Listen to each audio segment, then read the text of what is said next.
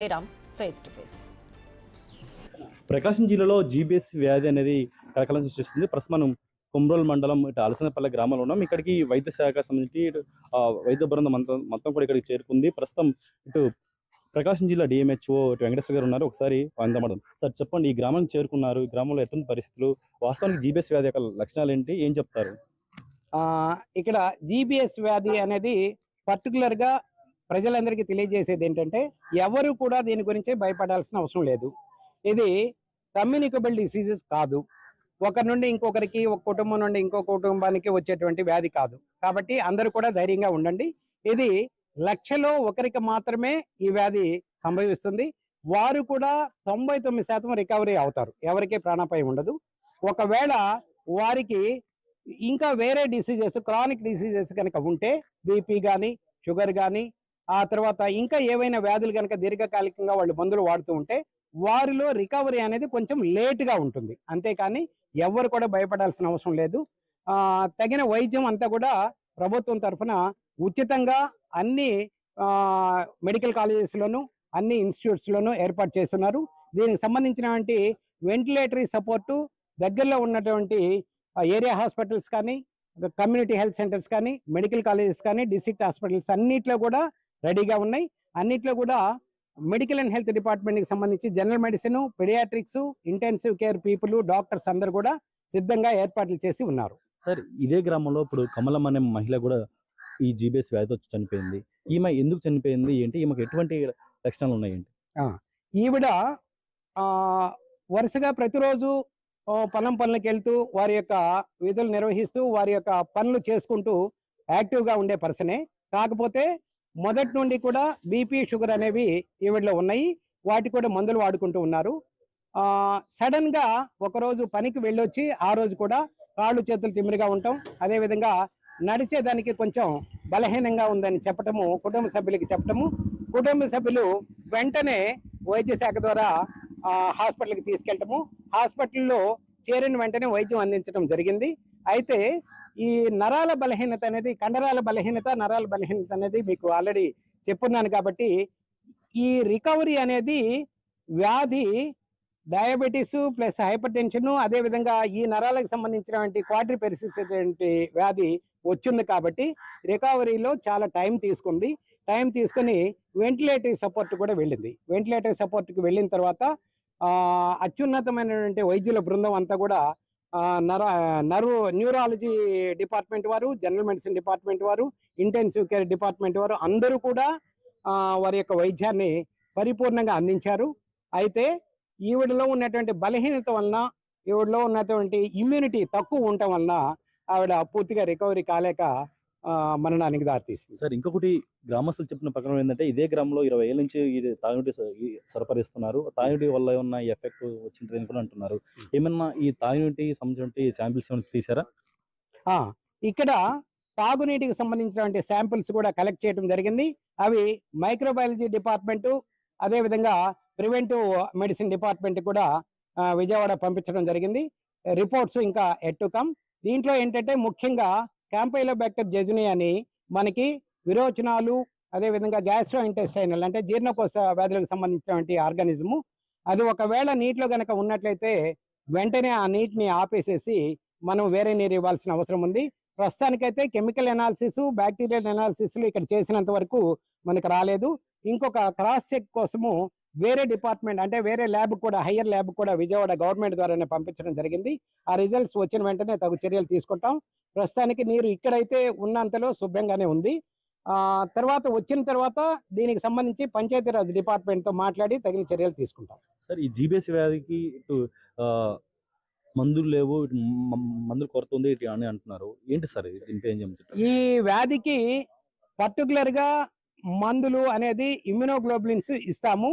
ఇవి government institutes అన్నిట్లో కూడా ఉన్నాయి. అంటే ఒక పెద్ద హాస్పిటల్లో, మెడికల్ కాలేజెస్, తర్వాత ఏరియా హాస్పిటల్లో తక్షణ వైద్యము ఇమీడియట్ గా అందరికి అందుబాటులో ఏర్పాటు చేశాం.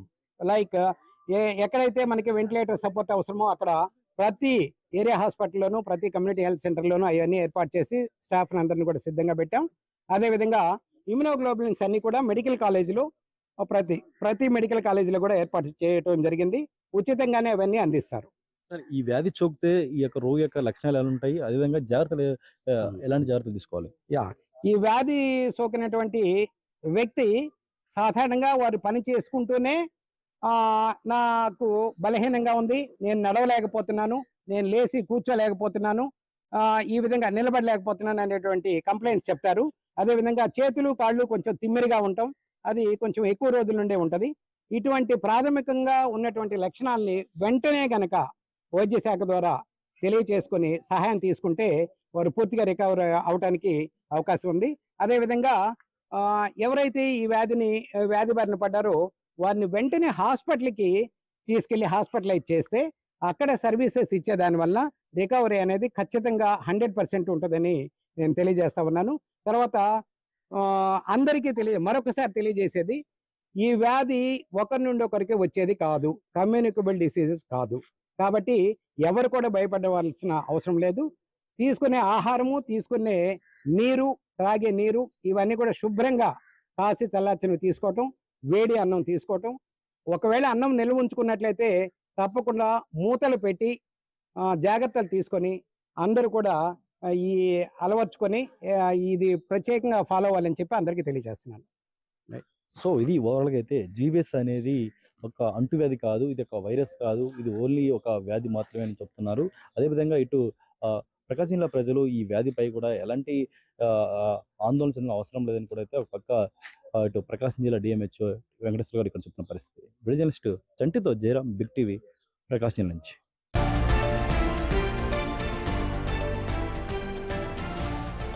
Breaking news. ఏపీలో జీబీఎస్ డేంజర్ బెల్స్ మోగిస్తోంది.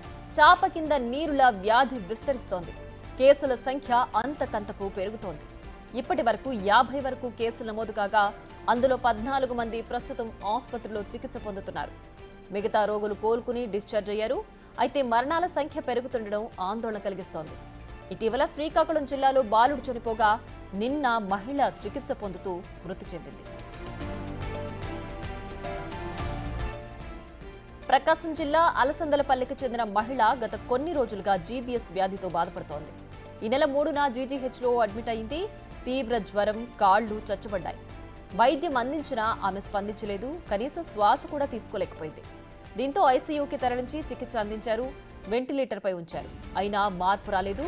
పరిస్థితి మరింత విషమించి నిన్న ప్రాణాలు కోల్పోయింది. ఈ జీబీఎస్ అనేది గతంలో మా కుటుంబంలోనే వచ్చింది, మా తమ్మునికి వచ్చింది. మేము తెలియక ఒంగోలు వెళ్ళాము సార్. అక్కడ ఇది భారీ ఖర్చు అవుతుందని చెప్పారు. ఆ ఖర్చు మేము పెట్టుకోలేము సార్ అంటే మాకు సొల్యూషను మా తిరుపతి సిమ్స్ హాస్పిటల్కు ప్రిపేర్ చేశారు.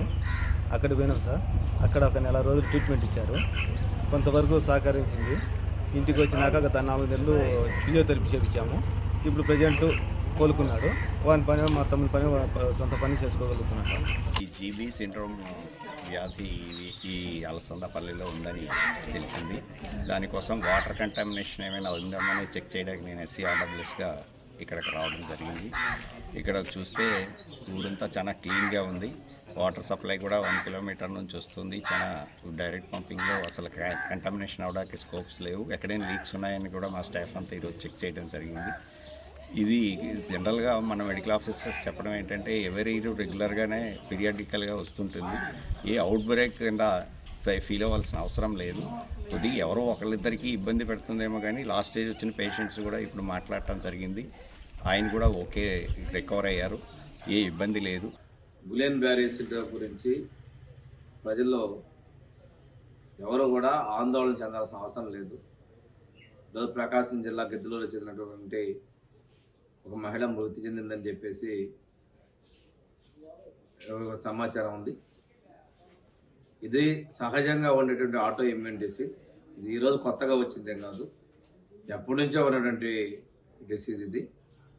కాకపోతే నేను ఈ సందర్భంగా వైద్యులు అందరినీ, ప్రభుత్వ వైద్యులు కావచ్చు, ప్రైవేట్ వైద్యులు కావచ్చు, ఎవరికైనా కానీ ఈ సిండ్రోమ్ లక్షణాలు ఏమైనా ఉన్నట్లయితే ప్రత్యేకంగా గమనించి తగిన వైద్యం అందించే విధంగా మీరు సహకరించండి. ప్రభుత్వం, ముఖ్యమంత్రి, అదేవిధంగా వైద్య ఆరోగ్య శాఖ మంత్రి కూడా వీటి మీద సమీక్ష చేసుకున్నారు. ఈ వ్యాధికి అవసరమైనటువంటి ఇమ్యునోగ్లోబులిన్స్ కూడా ప్రభుత్వ ఆసుపత్రుల్లో అందుబాటులో పెట్టారు. ఎక్కడా కూడా ఇటువంటి ఇబ్బందులు వచ్చినప్పుడు భయపడకుండా ఉండాల్సినటువంటి పరిస్థితి ఉంది. కానీ ఇది అంత పెద్ద భయభ్రాంతులకు గురి చేయాల్సిన అవసరం కూడా కాదని తెలియజేసుకుంటూ ప్రజలు ధైర్యంగా ఉండండి.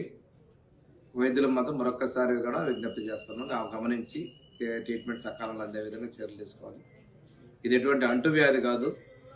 శరీరంలో ఇంతకుముందు ఏదైనా వ్యాధి వచ్చినప్పుడు దానికి సంబంధించిన యాంటీబాడీస్ వచ్చేటువంటి ఆటో ఇమ్యూన్ డిసీజ్ అనే విషయాన్ని కూడా మీకు తెలియజేసుకుంటూ, ఈ మరణాలు వచ్చాయి పేపర్లో మీడియాలో వస్తున్నాయి అనేటువంటి అపోహలు చెందొద్దని చెప్పి ధైర్యంగా ఉండమని కోరుకుంటూ సమర్థిస్తున్నాను. ప్రకాశం జిల్లా కొమరోలు మండలం అలసందలపల్లిలో డీఎంహెచ్ఓ వెంకటేశ్వర్లు పర్యటించారు. జీబీఎస్తో మృతి చెందిన కమలమ్మ కుటుంబ సభ్యులను పరామర్శించారు. గ్రామంలో జీబీఎస్ వ్యాధిపై ప్రజలు